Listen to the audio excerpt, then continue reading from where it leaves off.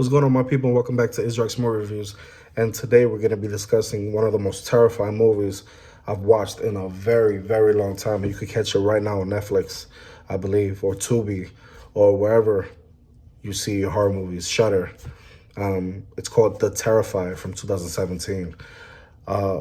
This movie introduces us to Art the Clown, which first showed up in the anthology series film called All Hallows Eve. It was a cheesy film. Has basically 3 acts into it. One with a clown, one regarding a tape with the clown, and has like a bullshit alien towards the end.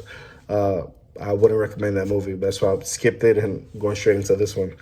And this one basically, after a night of partying, there's these 2 girls that are walking down the street, and they encounter this clown with a bag of weapons. One of the girls yells at him, tells her to settle down. They decide to sober up at a pizza shop where the clown shows up yet again, and they start to antagonize him as they taking selfies with him, and they think he's there for a joke, only if they really knew. And eventually, they get thrown out by the pizza owner, and that's when the story, needless to say, starts. I'm gonna start out by saying this movie, if you're afraid of clowns, man, stay away from this movie. If you're squeamish, if you have a weak stomach, if you're not about that gore, you're not about that carnage candy, don't even start watching this film. This film is a straight up old school horror film. The Terrifier actually makes the clown sub-genre, I believe he transformed it. He takes it to the whole new level. Not only is Art the Clown, one of the most creepiest looking clowns in horror, but he's also the most violent. And you see that in this film. He obliterates these women. What superficially appears to be another unoriginal and cliche piece of clown horror quickly turns out to be pretty much an epic movie, but not in the ways where you expect. It's unoriginal in many ways, but it's initially intriguing because it quickly falls into different kind of cliches. Obviously, the clown, right?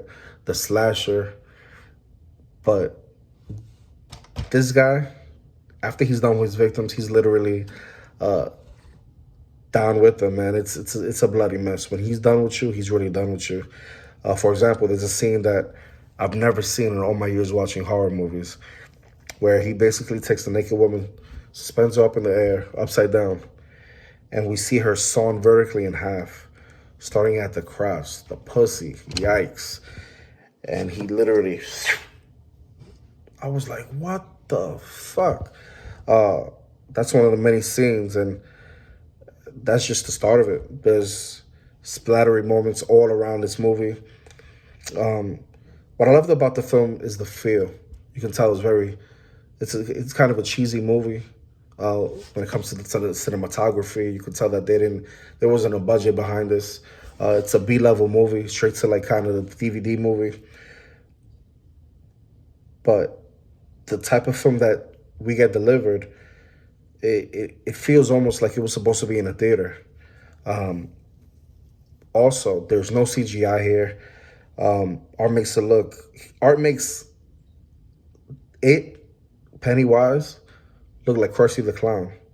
He is violent to a T. And the prosthetic effects here are excellent, which make avid gorehounds like me,